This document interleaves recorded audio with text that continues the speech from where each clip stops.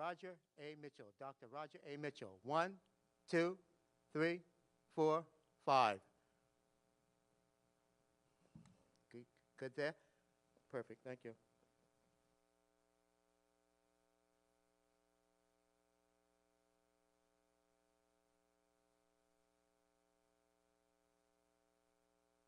One, 2, 3, 4, 5.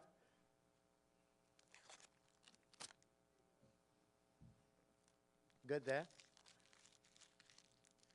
Would you like me to check out the microphone for balance? Okay, I'm getting offset. Bye.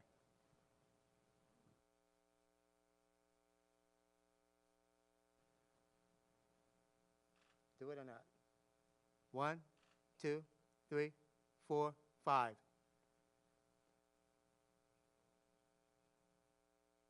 Levels up, pinch, all the way across.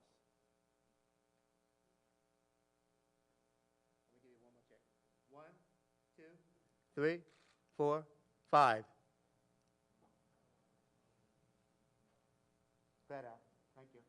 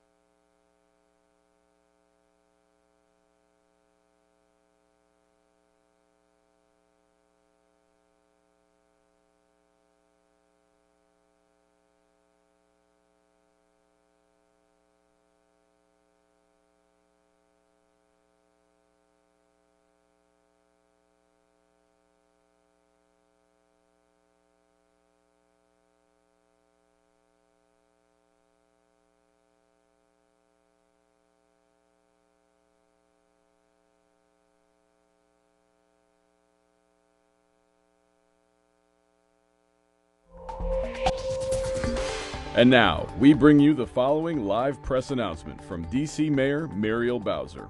Our regularly scheduled program will resume following the announcement. Good morning. I'm Muriel Bowser. I'm the mayor of Washington, D.C. I'm here to provide an update, to provide the public with the district's posture and update on the acts of domestic terrorism and sedition that unfolded in the nation's capital yesterday. I'm joined by members of my team, including the Chief of Police, Robert Conti, and the Director of Homeland Security, Chris Rodriguez. We are also joined by the Secretary of the Army, Secretary Ryan McCarthy, who will be available to answer your questions as well. I want to begin by thanking D.C. residents for heeding our call to stay at home during the last 2 days. You did your part to keep our city safe. What we saw was an affront not only to our democracy, but also to our values, the values that make the District of Columbia a welcoming, diverse, and inclusive city.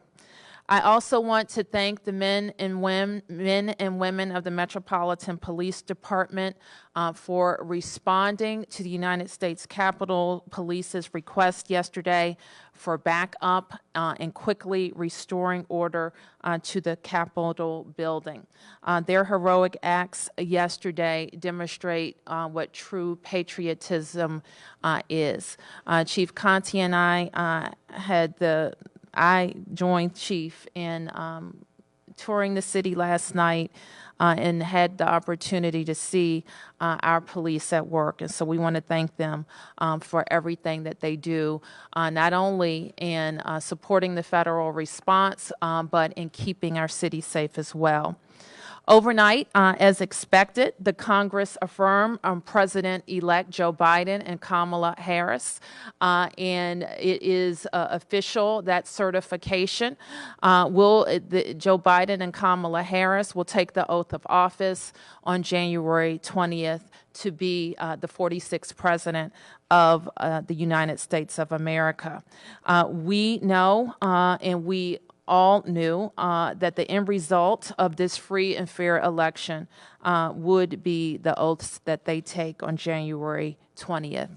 This should send a clear message to our nation and the world that despite actions of an unhinged president and those that believe the baseless conspiracies that have been peddled by him and by other elected officials, that the United States remains strong. Our democracy is prevailing, decency is prevailing, and hope and change are on the horizon. While it seems like a lifetime ago, it was just yesterday that we received the final election results out of the state of Georgia. And I want to congratulate Senator, what I'm going to call him, Reverend Senator Warnock and Senator-elect Ossoff. I also want to make a few priorities clear for the new Congress that are very important to the district. First, we must get statehood on the president's desk within the first 100 days of the 117th Congress. Congress must immediately transfer command of the District of Columbia National Guard from the President of the United States and put it squarely under the command and control of the Mayor of the District of Columbia. The Congress must create a nonpartisan commission to understand the catastrophic security failures that happened at the Capitol on January 6, 2021, both to hold people accountable and to ensure that it never happens again. We must also understand why the federal law enforcement response was much stronger at the protest over the summer than during yesterday's attack on Congress. I also call on the Joint Terrorism Task Force to investigate, arrest, and prosecute any individual who entered the Capitol, destroyed property, or incited acts of domestic terrorism observed yesterday. More immediately, we know that the current president must be held accountable for this unprecedented attack on our democracy. What happened yesterday is what he wanted to happen, and we must not underestimate the damage he can do to our nation and our democracy over the next 2 weeks. And it's not just the president who must be held accountable, so too must the domestic terrorists who stormed the Capitol and threatened members of Congress. What happened yesterday is textbook terrorism. And let me read you a definition. It's from the Federal Code of Regulations.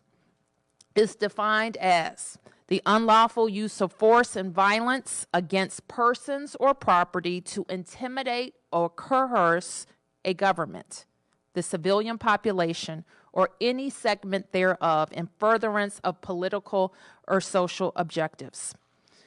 The FBI has already set up a website where Americans can report tips, and today MPD is releasing its own lookout information. Any tips that are reported to MPD will also be shared with the FBI. So I encourage Washingtonians who can provide information to do so by texting 50411, 50411, or by calling 202-727-9099. We are still in the midst of our response. We have aided the federal government in establishing the security of the United States Capitol. These incidents were contained to the United States Capitol and its grounds. We will review for ourselves what occurred yesterday to commend those who performed heroically and to learn what mistakes were made. With that, I want to ask Chief Conti to provide any update from the Metropolitan Police Department, followed by a situational update from Secretary McCarthy. Thank you, Mayor Bowser, and good morning, everyone. As communities across the country are still processing the images of the violent mob that stormed the U.S. Capitol, I want to start this morning by thanking the members of the Metropolitan Police Department. When U.S. Capitol Police called for assistance, it was you that answered their call without hesitation. Your actions to restore democracy were nothing short of heroic and should be recognized. As MPD members, you serve the D.C. community each and every day, but yesterday evening, you answered the call to serve all Americans. Many of you here today understand that the district is unique in respect to the number of law enforcement agencies operating in local D.C., the many federal buildings and national park lands. But I have seen some misinformation out there that I would like to clear up. MPD's responsibility is to provide public safety services to the vibrant communities that make up this great city. MPD assisted U.S. Capitol Police when they requested our assistance on their grounds. What we did do was restore democracy for all of America and assisted our partners, the U.S. Capitol, and their approximately 2,000-member force by providing a swift response to an escalating situation. MPD members will continue to be responsible for local D.C., but we are willing and capable, as we saw yesterday, of assisting our partners at any moment. Again, when U.S. Capitol Police called for assistance, MPD answered the call. I would also be remiss if I did not recognize the support we receive from our law enforcement partners regionally and the D.C. National Guard assets. Please allow me to provide an update in regards to arrests made by MPD related to unrest. There were 68 individuals arrested yesterday evening and into the early morning hours of January 7th. Of the 68 arrests, 60 were adult males and 8 were adult females. 41 of those arrests occurred on U.S. Capitol grounds, and to my knowledge, only one of the arrestees is from the District of Columbia. I just want to underscore that. Only one of the arrestees was from the District of Columbia. However, we still have a significant amount of work ahead of us to identify and hold each and every one of the violent mob accountable for their actions. We have collected numerous images of persons of interest that we are asking the community to help us identify. These images depict individuals engaged in various acts of violence or property destruction, and we have made these images available on our website and social media platforms.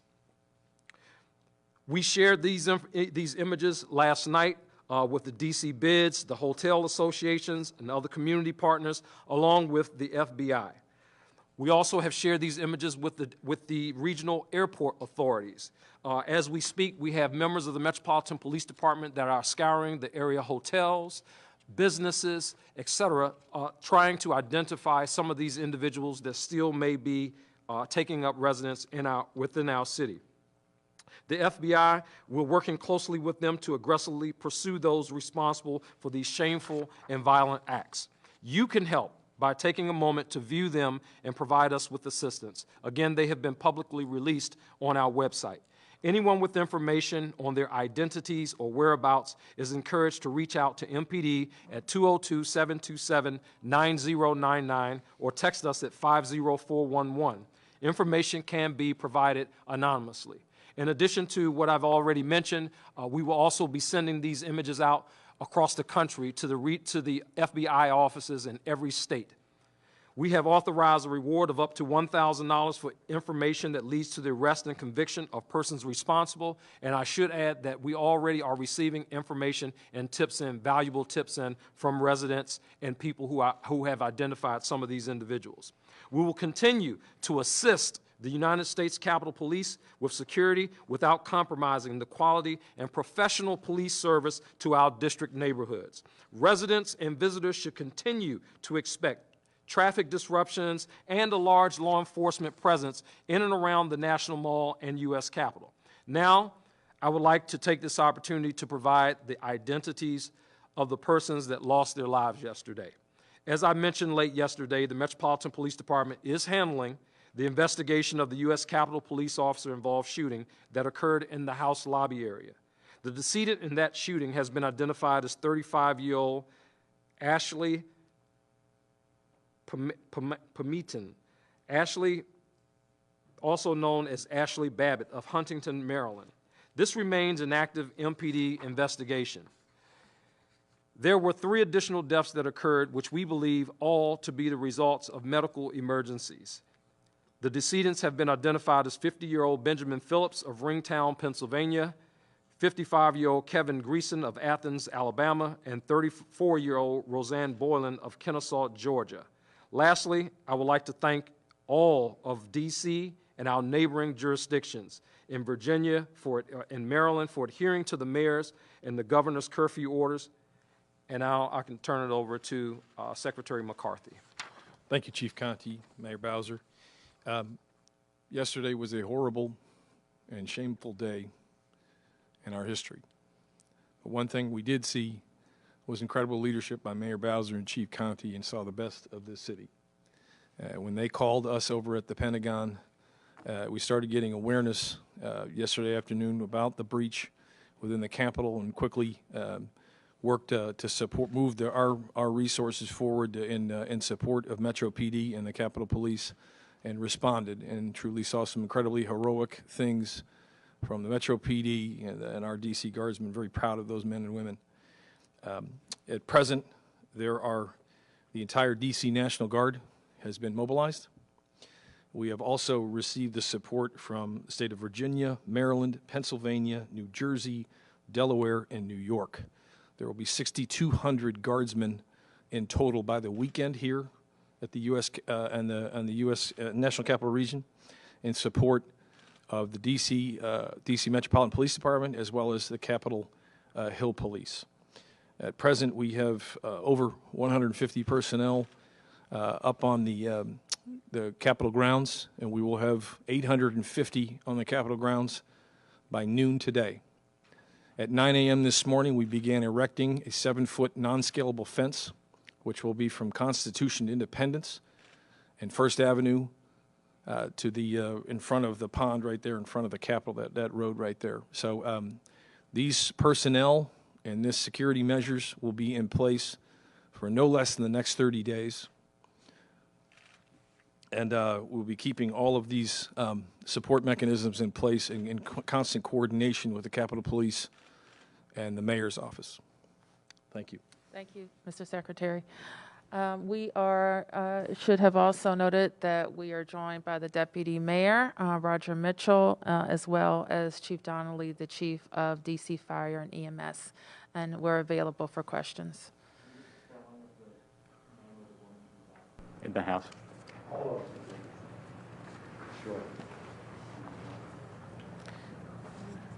Do we have anything available with it printed? Can we print that? We'll get that to you. Okay, thank you.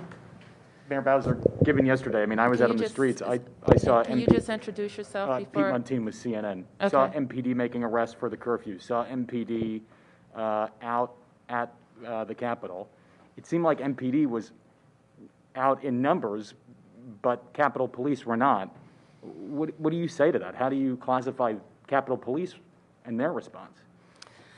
Well, I think that there's going to be a lot of time for us to figure out what happened. Obviously, it was a failure, or you would not have had police lines breached and people enter the Capitol building by breaking windows and terrorizing the people, the members of Congress who were doing a very sacred constitutional requirement of their jobs.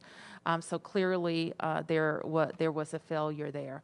I think that I won't be able to answer your question right now. There's going to have to be a real investigation into what happened. Yes. You wish that you got more federal support early on. You sent a letter earlier before the 6th saying we don't necessarily need the federal help when it comes to policing in the district. Do you wish you did something differently there? Well, let me be clear about what the district's responsibility is. I know that you heard Chief Conte's remarks, but let me step back a little bit. We, of course, have a nearly 4,000 person police department, and we are responsible for policing non-federal properties in the District of Columbia. And that's an important distinction because I think you know part of our founding and the creation of the District of Columbia was the federal government's concern that the local jurisdiction could not overtake the federal part of government. And so the Capitol, the White House, and other federal installations in the district have their own police departments, the United States Capitol Police. And we cannot decide for the Capitol, the members of Congress, that we are going to be their police department. But we stand ready to assist them at any case. And that's why we have so much regional planning for big events, for demonstrations, for protests that turned riotous like this one, for the inauguration, for the 4th of July, you name it. We have a regional cooperation system and planning. Now, as we planned with all of our federal partners for this event on January 6th, I made the decision that I needed MPD to focus on law enforcement activities and being able to respond to any hot spots. And that's why we needed our National Guard, the DC National Guard, to help us maintain a perimeter around our areas of concern. The Capitol Police and the leadership at the Capitol, they did not make the decision to call in Guard support. I cannot order the Army, the National Guard, to the United States Capitol grounds. I can in the district with the approval of the Secretary of the Army. So I guess we called up our Guard, and we've had Guard support throughout our COVID pandemic, but specifically for public safety issues, I will issue an additional request to the Army, which I think I did at the end of December. And the Secretary of Army approved that request, and we put our Guard troops on the ground to support MPD. Yes. Mayor, you said there was a state of emergency you were declaring for, I guess, 2 weeks. What does that mean, and how is that different from what we would expect anyway over the next 2 weeks? The state of emergency is a way that I can organize the resources of DC government to move on an emergency basis. So some things that you might expect would have community notice, we may not be able to have that type of notice because we need to move urgently. It helps me organize all of my procurement resources on this issue. That's all administrative. But more than that, it's a notice to the public that we may have to do some extraordinary things to maintain public safety. And a curfew is an extraordinary thing that we have to use to maintain public safety. When I tell residents of the District of Columbia to stay in your home or you could be subject to arrest, that's an extraordinary thing. And the state of emergency puts DC residents, visitors, and our businesses on notice that we may have to do something extraordinary like that, that would require you to stay at home or close your business or stop transit or other public transportation earlier so that we can maintain public safety in the district. So it's just so people are kind of aware that things could happen quickly, because obviously you did a curfew like that yesterday, right? We gave about 4 hours, 3 or 4 hours notice. It is important when we do a curfew so that everything is legal and the arrests that our officers make are prosecuted, that we follow a certain protocol. We issued a public emergency. We justify why that infringement on people's liberty is necessary. We give a public statement that you all carry widely so people are aware. I think we issued several what do you call those? WIA alerts that went out on people's cell phones. That includes district residents and people visiting the district. So we make every effort that people can comply with our public safety order. Yes. Mayor Bowser. Just please introduce yourself and your Ike network. Ajaji from Fox 5. There was a moment yesterday when a riot was declared. It was the same type of thing that happened during the summer at the protest. Can you run me through some of the things that can happen when the differences between when you declare a riot and when a state of emergency is declared? Do law enforcement get certain liberties in one thing and the other? Can you Sure. just Let me ask Chief Conti to talk about that. Sure. As the mayor mentioned, you know, the state of emergency, it allows the city to do extraordinary things. As she mentioned, the curfew, again, a great infringement, you know, on just the day-to-day business in the city. In this particular case, when a riot was declared, that means that we have a situation where individuals are actively, violently engaging in crimes. And that's the clear distinction. At the time that the riot was declared, and I believe that was MPD personnel on the grounds of the Capitol that were on the air declaring this a riot. So that's the distinction between the two. Yes. Now, when a riot is declared, what liberties does that give MPD? So per se? for MPD, it may determine the level of force that we use. So, for example, you know, in some cases we may use pepper spray. In a riot situation, you know, we could very well use tear gas or CS gas, that kind of thing. So that would be. At what time was the riot actually called? I don't have the exact time that it was, but I can tell you that MPD was requested around about 1 o'clock p.m. is when MPD was requested by U.S. Capitol to respond, and things were already pretty bad at that point. So my question is, over the summer, when the riot was declared, that gave MPD the chance to use these munitions per se. From what happened yesterday, is there a train of thought possibly that maybe declaring a riot earlier could have prevented some of the things that happened? Well, no, you can't declare a riot until you have violent acts occurring. And I think that MPD is very careful about when we do declare a riotous situation. I mean, there are situations where we have officers that are having bricks thrown at them, bottles thrown at them, everything, you name it, urine, and we have not in every instance declared a riot.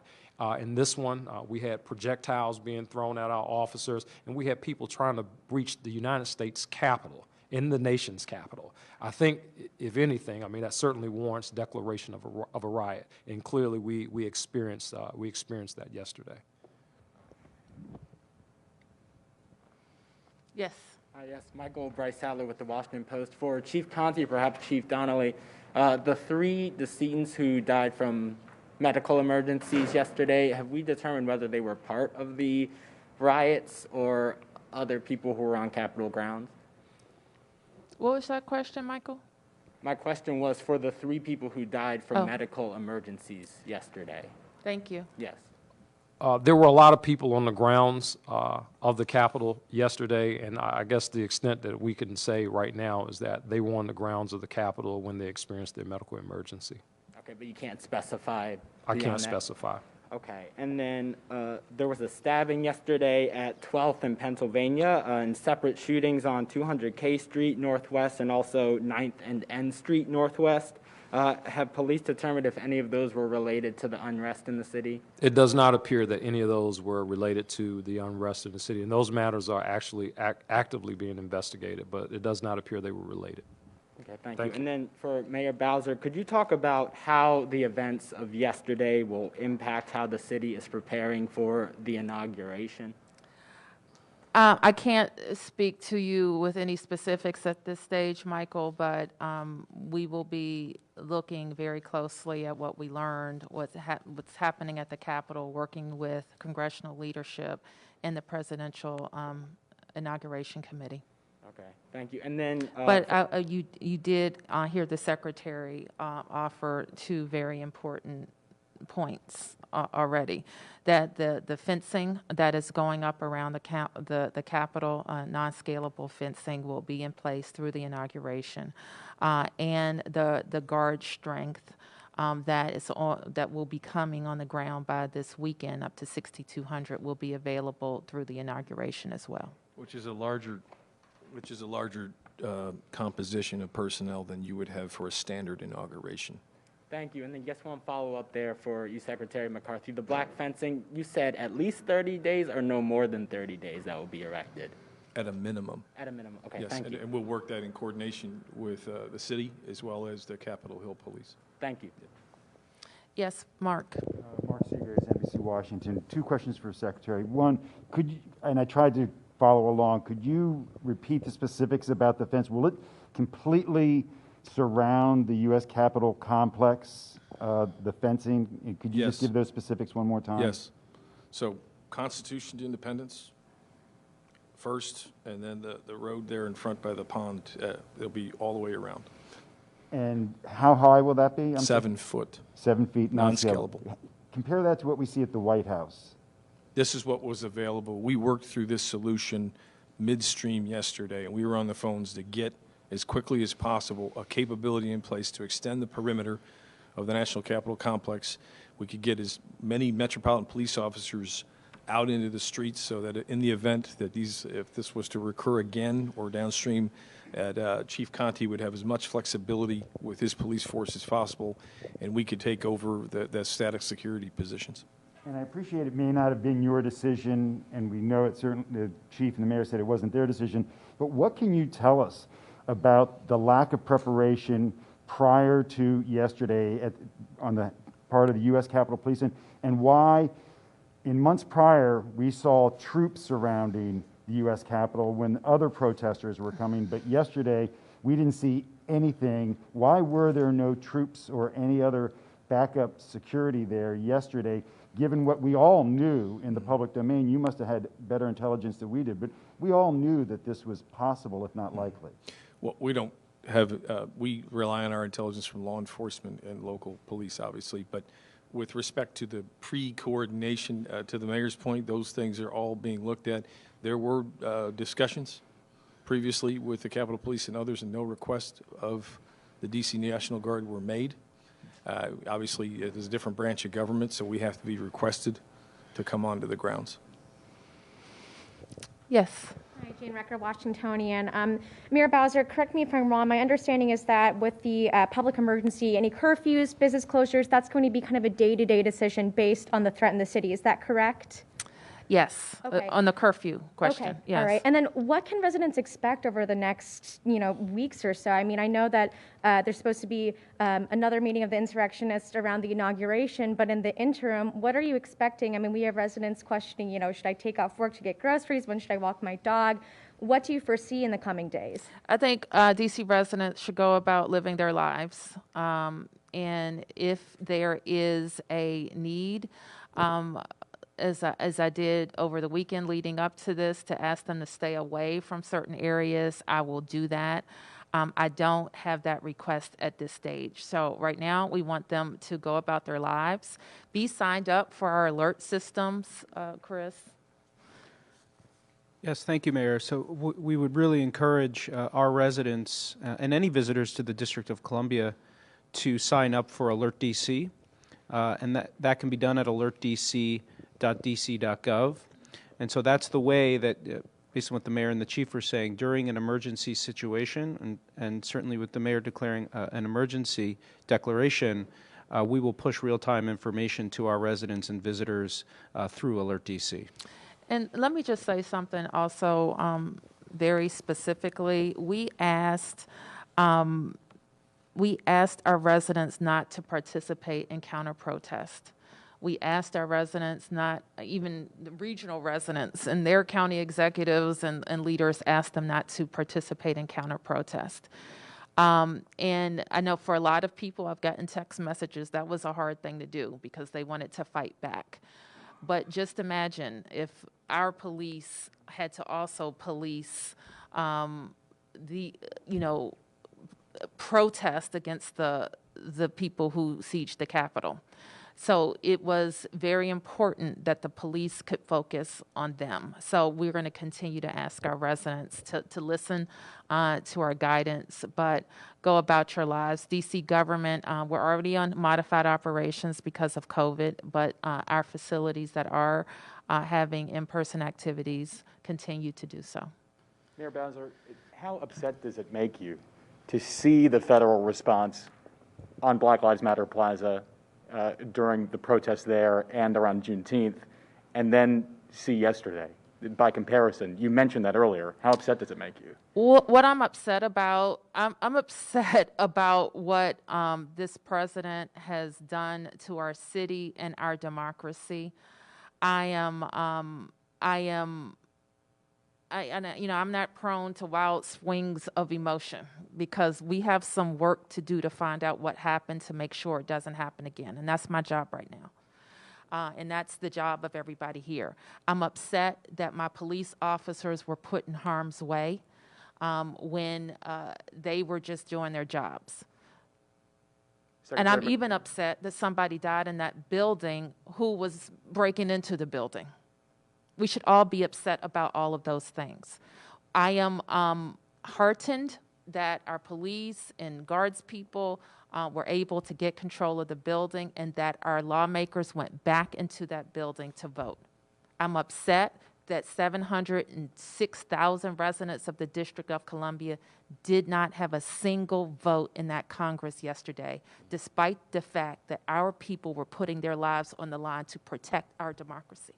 How slow did that is how upset we all should be. How slow did things move yesterday? I mean, that must upset you that there wasn't a more ratcheted up response, specifically at the Capitol. But then Secretary McCarthy yesterday spoke about a delay of getting federal forces into the district. How would you classify it? I've classified it already. I think that a more robust presence on the grounds of the Capitol would have prevented people from getting into the building. Yes. Fox 5 DC. Mayor, it's one thing to have a more robust presence on the ground, but when we have Capitol Police just seemingly letting people inside, I was there seeing them letting out, and then to hear that we only have 13 arrests for unlawful entry. It's one thing to have several officers on the ground, but what do we do if they're not as effective as possibly should be?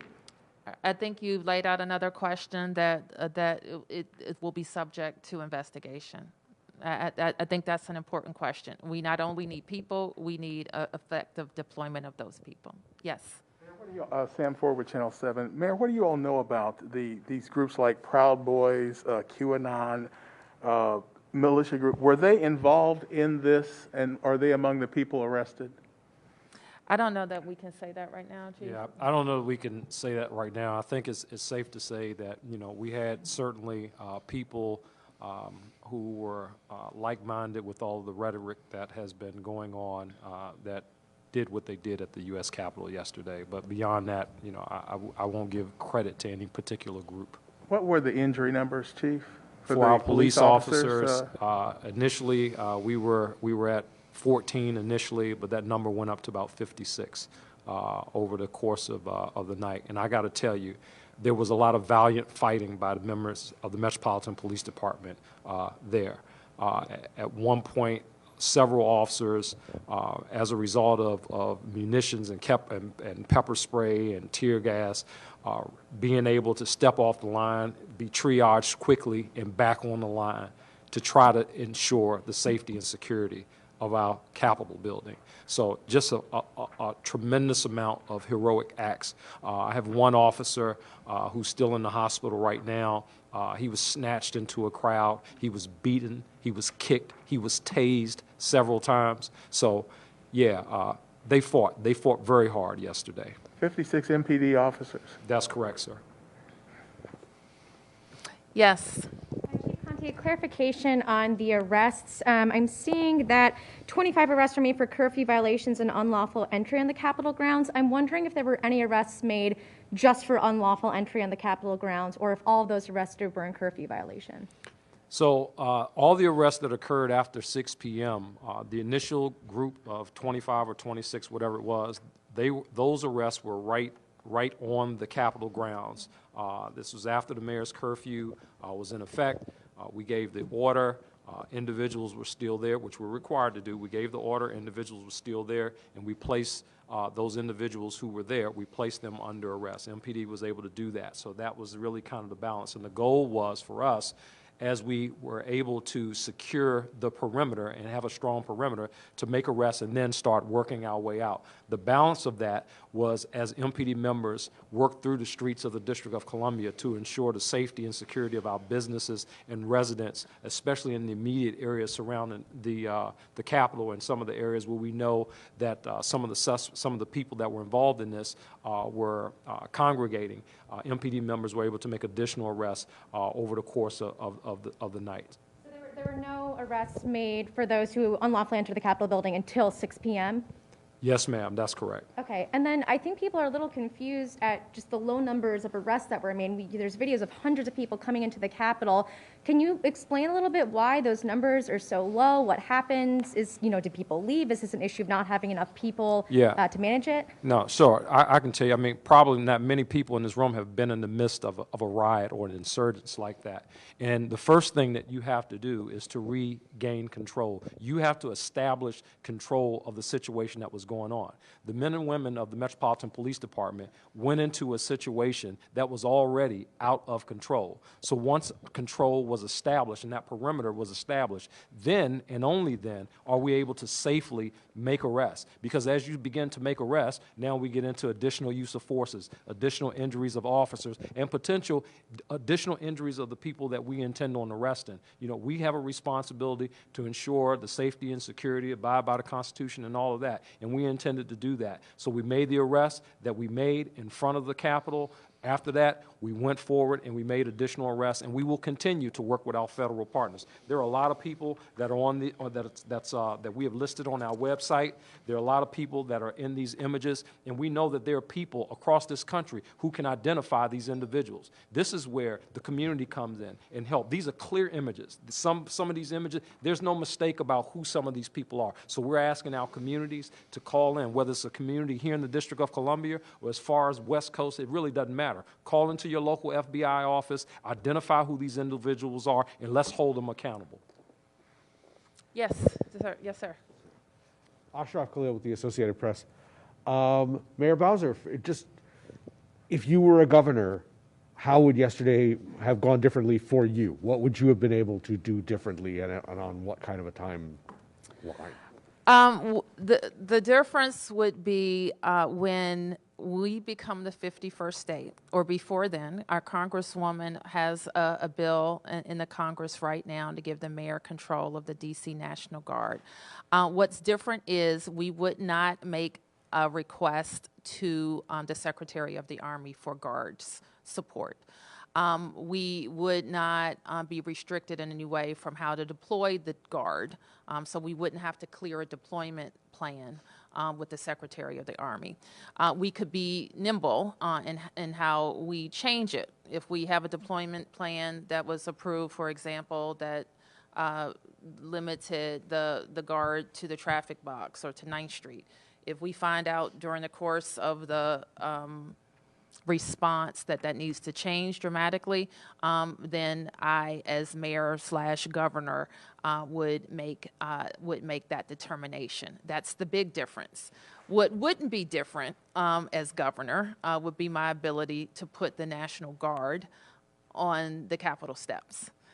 I wouldn't be able to do that as governor, nor would I be able to use our state police on the grounds of the Capitol. That wouldn't be different either.